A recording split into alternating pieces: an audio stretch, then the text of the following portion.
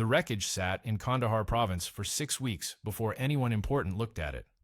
Afghan Mujahideen had already stripped the ejection seat and pulled the instrument panel for scrap value. What remained was the tail section of a MiG-21 bis with a hole pattern. Soviet technical analysts couldn't immediately explain. The after-action report from the Iraqi pilot, recovered through intelligence channels I still don't fully understand, described the engagement as lasting maybe 12 seconds.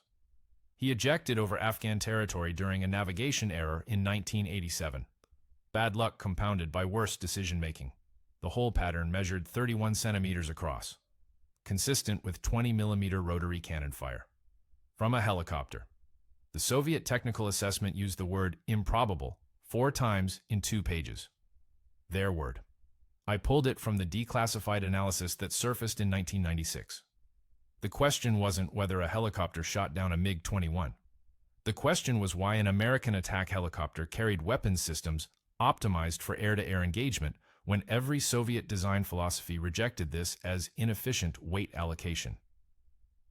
MiG-24 Hind gunships, the Soviet equivalent, carried chin-mounted guns for ground suppression.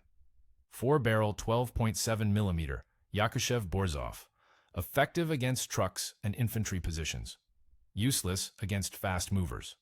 Soviet doctrine didn't expect helicopter crews to engage fixed-wing aircraft because the weight penalty for relevant targeting systems reduced payload capacity for the actual mission.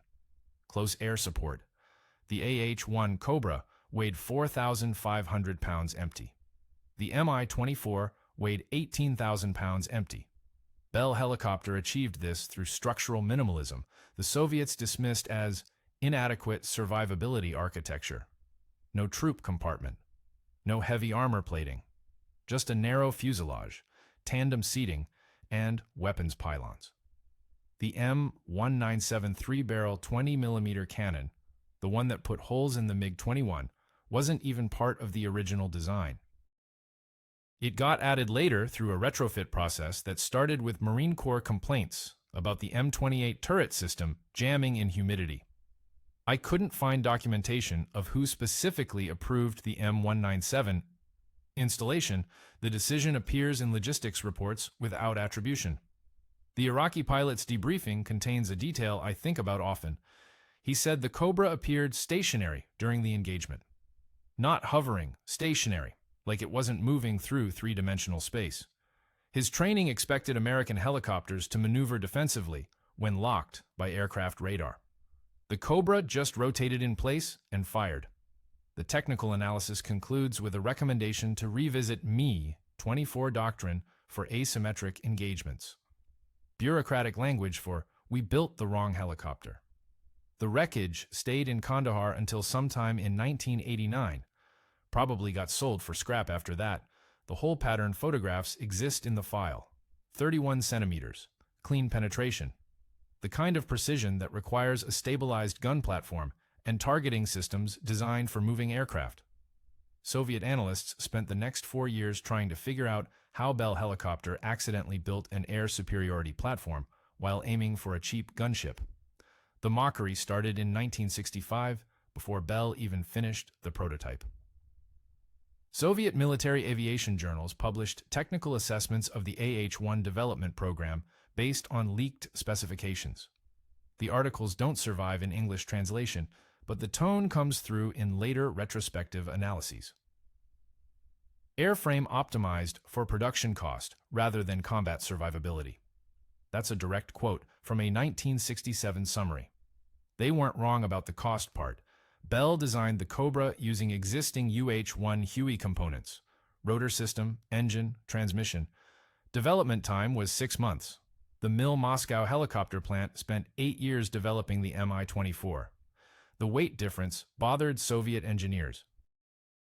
American attack helicopters had no armor protection for the crew compartment, no troop carrying capacity, no secondary utility function. The Mi-24 could transport 8 combat troops, plus provide close air support, plus absorb 23mm cannon fire and remain operational. Soviet doctrine expected helicopters to fulfill multiple battlefield roles because industrial capacity couldn't support specialized aircraft production at scale. Bell built a helicopter that did exactly one thing. The Cobra prototype first flew in September 1965. Narrow fuselage, tandem seating, stub wings for weapons pylons. It looked like someone stretched a Huey fuselage and removed everything except the pilots and guns. Soviet analysts called it primitive in the technical sense, evolutionarily simple. An earlier developmental stage that Western industrial capacity allowed them to field anyway. They were comparing it to the Mi-24 timeline. Prototype development started 1968, first operational deployment 1972. The Hind represented sophisticated engineering, retractable landing gear, variable weapon configurations, armored cockpit, passenger compartment. It weighed 4 times what a Cobra weighed and cost 6 times as much to produce. The Americans fielded the Cobra in Vietnam in 1967, 2 years before the Mi-24 prototype existed. Soviet observers noted this but interpreted it as evidence of American technological desperation rather than design philosophy difference. The assessment was that the U.S. needed gunship support so badly they accepted a suboptimal airframe rather than wait for proper development. I've seen the production numbers. Bell delivered 1,116 Cobras between 1967 and 1973. Mill delivered 280 Mi-24s between 1972 and 1975. The Americans had more attack helicopters in Vietnam by 1970 than the Soviets fielded globally by 1976. Soviet technical journals stopped calling it primitive around 1974. The word that replaced it was adequate for limited engagement parameters. Bureaucratic retreat from a position without admitting error. The design mockery had a specific target, the weapons load. Early Cobras mounted the M28 chin turret with 2 7.62mm miniguns. Soviet analysts compared this to the Mi-24's 4-barrel 12.7mm plus AT-2 Swatter anti-tank missiles plus rocket pods. The Hind could destroy tanks. The Cobra could suppress infantry, except the weapons load wasn't fixed. Bell designed the stub wings for modular pylons. Tau missiles got added in 1972. The 20mm cannon got added in 1975. The airframe weight allowance supported configurations Soviet engineers rejected as incompatible with helicopter survivability doctrine. The Mi-24 never received a 20mm cannon, too heavy. Reduced troop capacity below operational minimum. By 1976, Soviet technical assessments stopped comparing the Cobra to the Mi-24 and started analyzing it as a separate category. The classification I found translates roughly to expendable precision platform. Not a compliment. Just recognition that the Americans built something that didn't fit Soviet design assumptions.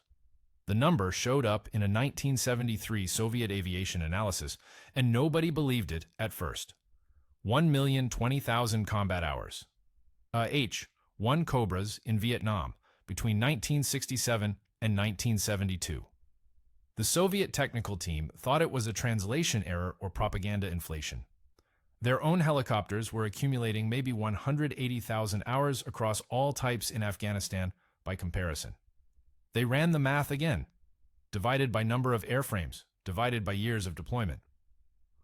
The hours per aircraft average came out to numbers that didn't match Soviet operational experience with any rotary platform. The Americans were flying these things constantly. Soviet doctrine expected attack helicopters to operate in short-duration strikes with extensive maintenance intervals. The Mi-24 required 12 hours of maintenance for every flight hour in combat conditions. Armored components needed inspection. Weapon systems needed recalibration. The complexity that made it survivable made it maintenance-intensive. Bell built the Cobra with commercial helicopter components. Parts commonality with the AH-1 meant field repairs used the same logistics chain. Something breaks, you pull a part from a Huey. Flight hours accumulated because the airframe could be fixed by mechanics who weren't specialized technicians. The loss rate data confused Soviet analysts more than the flight hours. Through 1972, the U.S. Army recorded 300 Cobra losses in Vietnam. Soviet intelligence estimated total Cobra deployment at around 1,100 airframes over the period. The math worked out to a 27% loss rate across 5 years of intensive combat operations. Except the Americans kept flying the same number of sorties. Production replaced losses faster than combat attrition removed airframes from service. The 93% return rate came from mission-level data. Cobras sent on strike missions. Percentage that returned to base. Soviet analysts expected this number to drop as North Vietnamese air defenses improved. It didn't. The return rate stayed consistent from 1968 through 1972, even as SA-7 shoulder-fired missiles and 23mm AAA became standard NVA equipment. The airframe had no armor. I've read the damage assessment reports.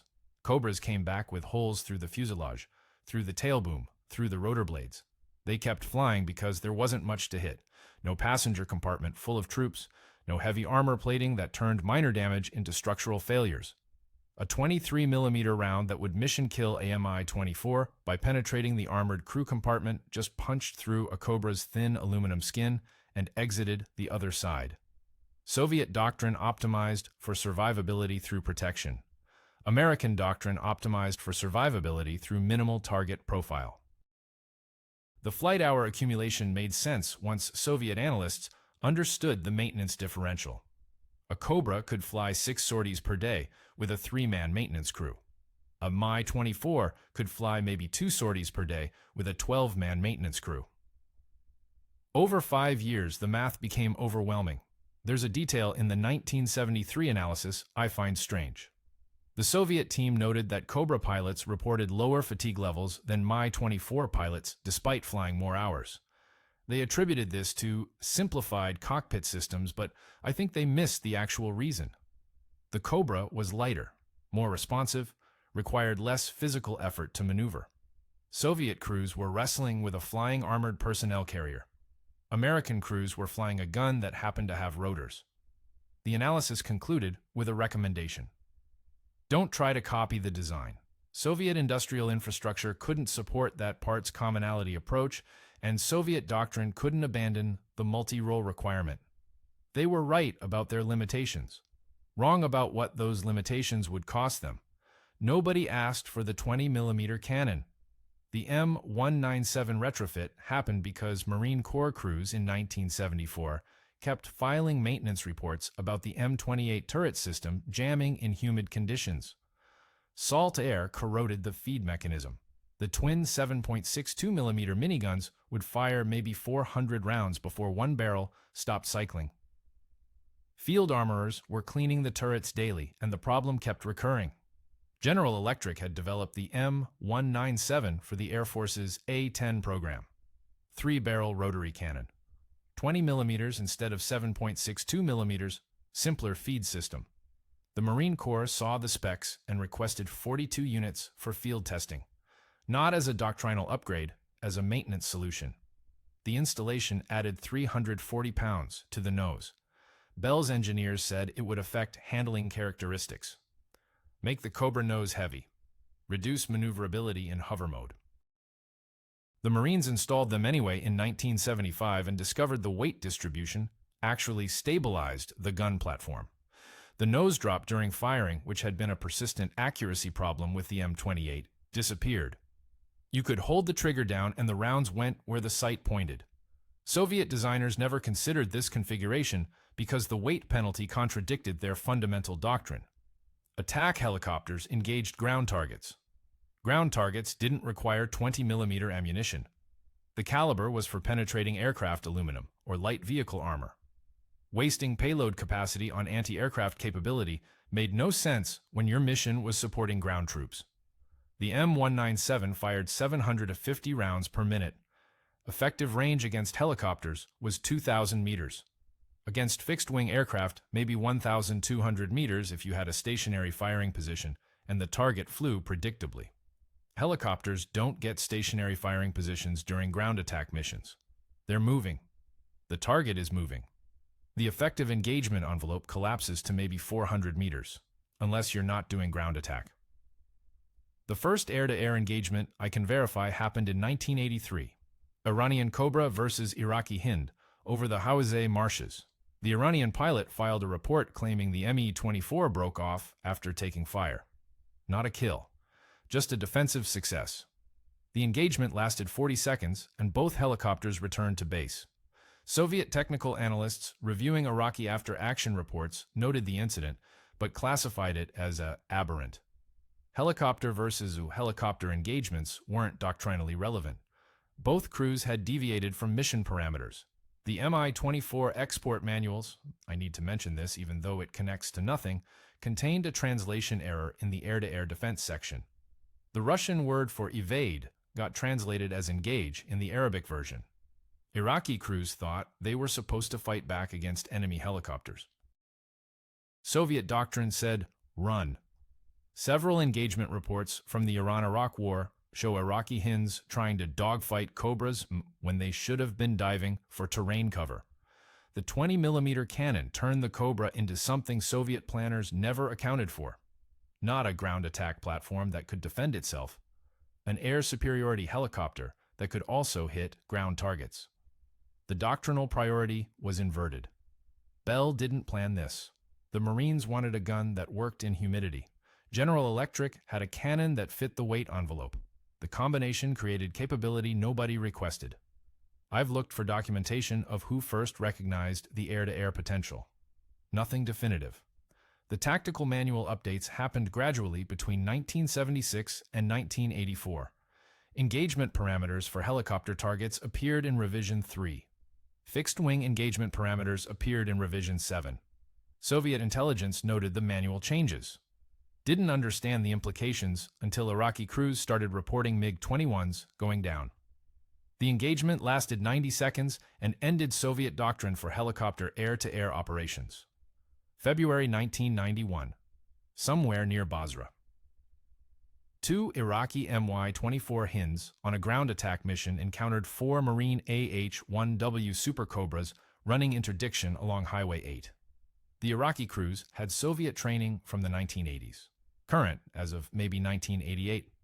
Their tactical manual said, attack helicopters don't fight each other. They break contact and egress to friendly air defense coverage. The lead Iraqi pilot tried to follow doctrine, pushed the nose down, dove for the deck. The Cobra pilot tracked him through the dive and opened fire at 1,100 meters. The M197 puts out 750 rounds per minute, but you fire in bursts because the barrel heats unevenly and accuracy degrades after 4 seconds of continuous fire. Short bursts. 2 seconds. The gun camera footage shows the first burst missed low. Second burst hit the tail boom. The Hind went into an uncontrolled spin and impacted near the highway. The second Iraqi pilot did something his training specifically prohibited. He turned into the engagement. MiG-24s carry a Yak-B 4-barrel 12.7mm cannon. Effective range may be 800 meters against helicopter targets. He needed to close distance.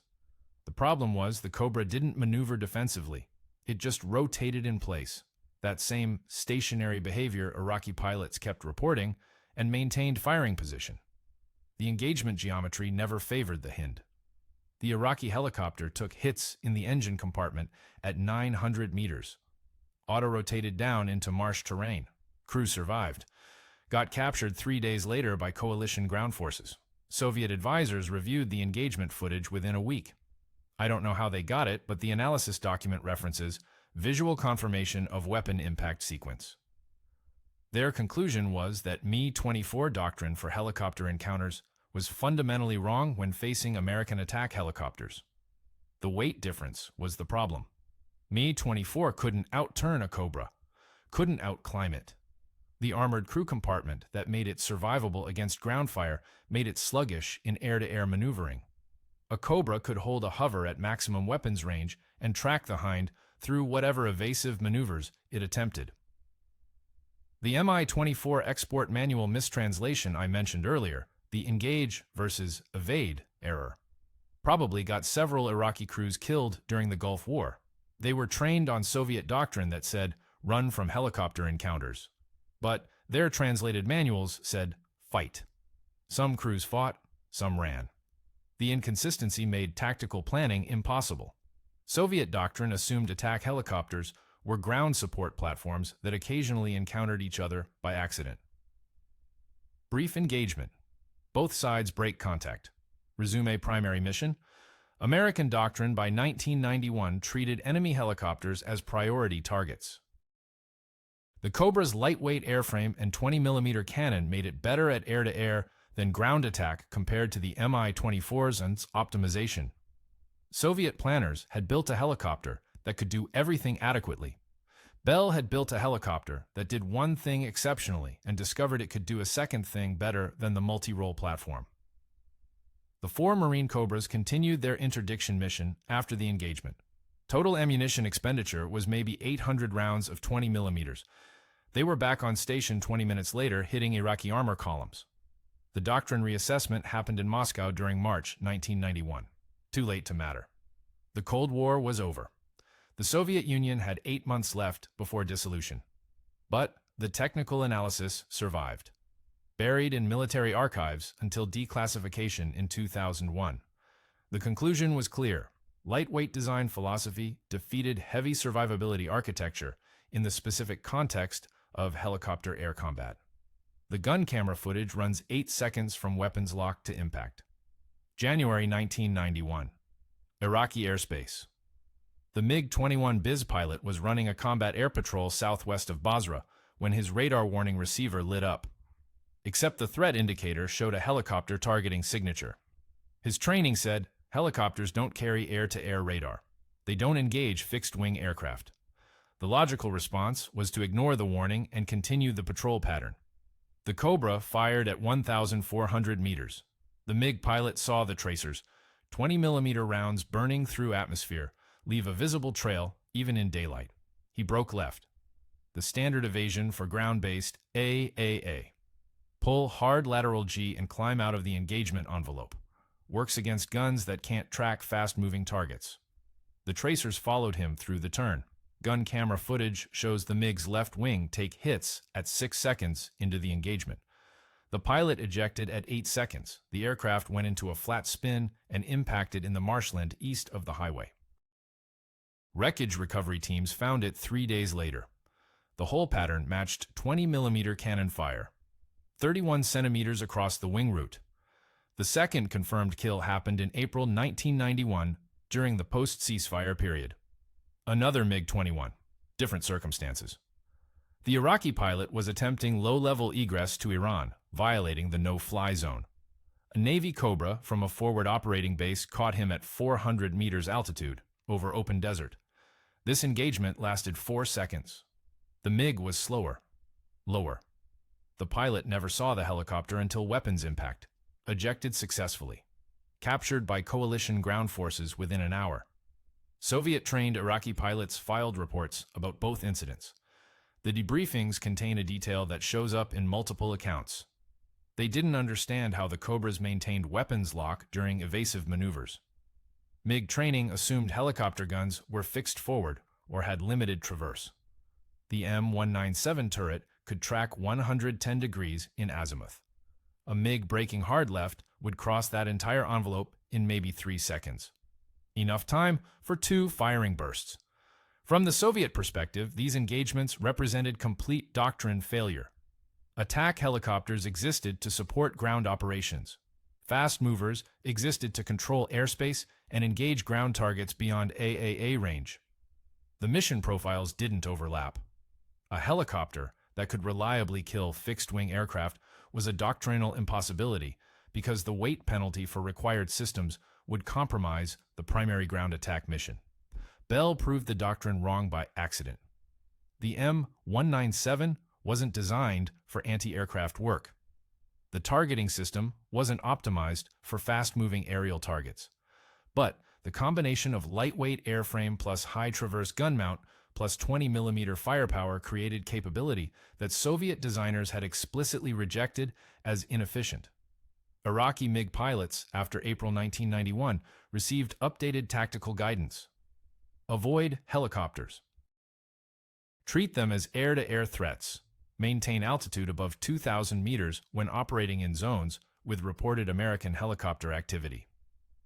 The guidance came too late to matter for combat operations, but the doctrinal shift was significant. Soviet air combat theory had never classified helicopters as air superiority platforms. The Americans hadn't either until the kill confirmations forced doctrinal updates. There's a third air-to-air claim from Desert Storm that never got confirmed. February 1991. Marine Cobra pilot reported engaging a MiG-23 at extended range. Gun camera footage shows weapons fire, but no impact assessment. The MiG left the engagement area, and no wreckage was ever located. Iraqi records don't show a corresponding loss. It probably missed. Or the MiG took damage and landed somewhere outside the search area. I couldn't verify it despite looking. The memo circulated through Soviet military aviation planning offices in October 1988. 12 pages. Technical analysis of American attack helicopter performance in multiple theaters. The language was careful. Bureaucratic passive voice that avoided direct criticism of Soviet design philosophy. But the conclusion was clear enough. Primitive design achieves mission flexibility through weight reduction we rejected as incompatible with crew survivability requirements. Their word, primitive, same term they'd used in 1965 mockery. Different context now. The analysis focused on payload-to-weight ratios. A Cobra could carry 2,000 pounds of weapons on an airframe weighing 4,500 pounds empty. A Mi-24 could carry 3,300 pounds of weapons on an airframe weighing 18,000 pounds empty. The American helicopter was dedicating 44% of its empty weight to weapons capacity. The Soviet helicopter was dedicating 18%. The math explained performance differentials Soviet observers had documented but couldn't interpret. Cobras maintained higher operational tempo because they carried proportionally more firepower per unit of airframe weight. Less weight meant less maintenance. Less maintenance meant more flight hours. More flight hours meant more weapons delivered to target.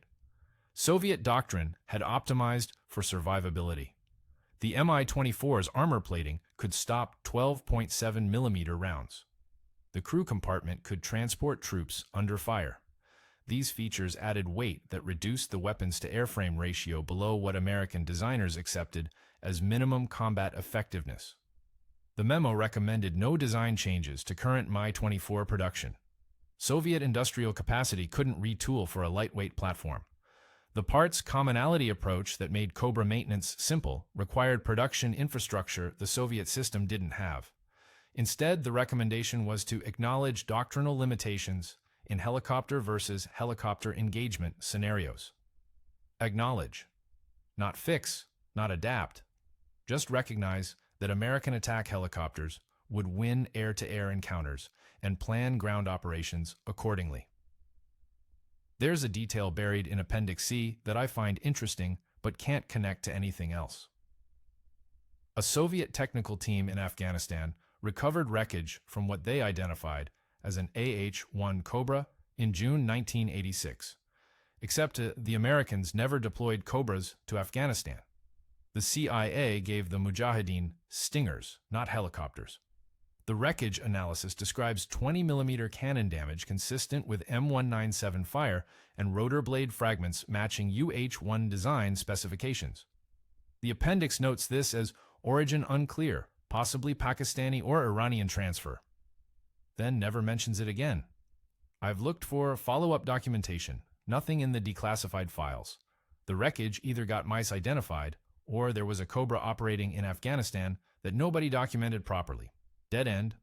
Interesting, but irrelevant. The October 1988 memo concluded with force structure recommendations. Soviet attack helicopter doctrine should assume American air superiority in any engagement scenario involving fixed-wing or rotary aircraft. Mi-24s should operate under friendly air cover or not at all. The lightweight design philosophy that Soviet engineers mocked in 1965 had produced a weapons platform that dominated the specific combat environment, helicopter versus helicopter and helicopter versus aircraft. That Soviet doctrine said wouldn't matter. The recommendations never got implemented at scale. The Soviet Union had 3 years left. Military aviation planning was focused on Afghanistan withdrawal and budget collapse. Attack helicopter doctrine wasn't a priority when the entire military structure was coming apart. But the memo existed. The analysis was correct. Soviet designers had built the wrong helicopter because they'd optimized for the wrong threat environment. American designers had stumbled into the right configuration by accident while trying to save money on production costs. The primitive design won, not through sophisticated engineering, through weight reduction that Soviet doctrine rejected as inadequate survivability architecture. The number was 11,008 sorties by the time someone bothered counting. AH-1 Cobras in Desert Storm. January through February 1991. The sortie count came from logistics reports cross-referenced with flight hour documentation. Soviet military observers attached to Iraqi forces were sending assessments back to Moscow through the entire air campaign. Their reports expected American helicopter losses to accelerate as Iraqi air defenses adapted to attack profiles. The loss rate stayed flat at 2%. Iraqi crews had Soviet training from the 1980s, current doctrine, updated tactics. They knew American helicopters would operate at night using thermal targeting. They knew the engagement ranges. They knew the weapons loadouts.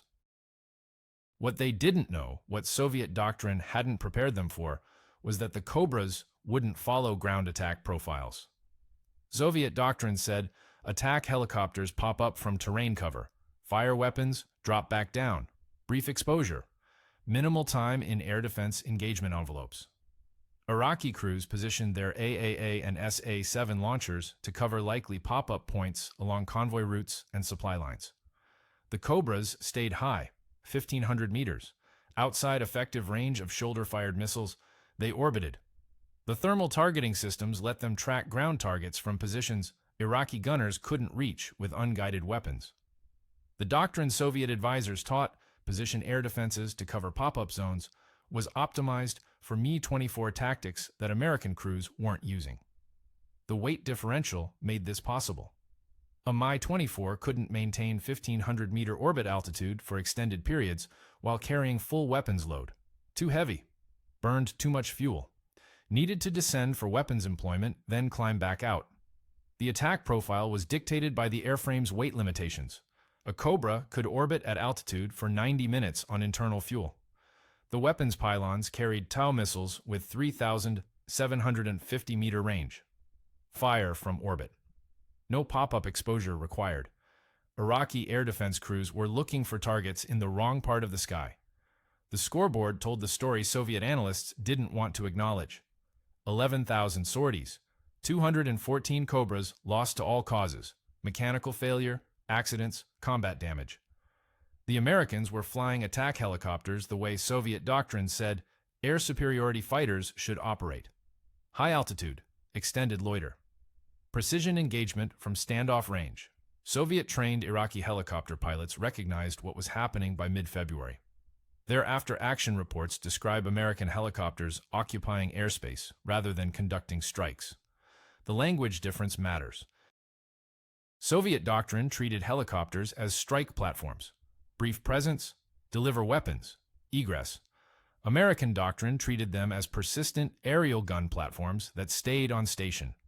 The Mi-24 couldn't do this. Too heavy. Wrong engine-to-weight ratio. Soviet designers had built an armored troop transport that could also attack ground targets. Americans had built a flying gun that could also transport ammunition for itself. The thermal footage from Cobra gun cameras became public in 1992. Grainy green-white images of Iraqi armor columns. You can see the precision. A 20mm cannon hitting specific vehicles from 1,200 meters altitude. Moving to the next target. No wasted ammunition. The targeting system weight penalty Soviet designers rejected as inefficient was producing kill ratios that made the airframe investment obviously worthwhile. Baghdad fell in April. The Soviet Union dissolved in December. The technical assessments of American helicopter performance stayed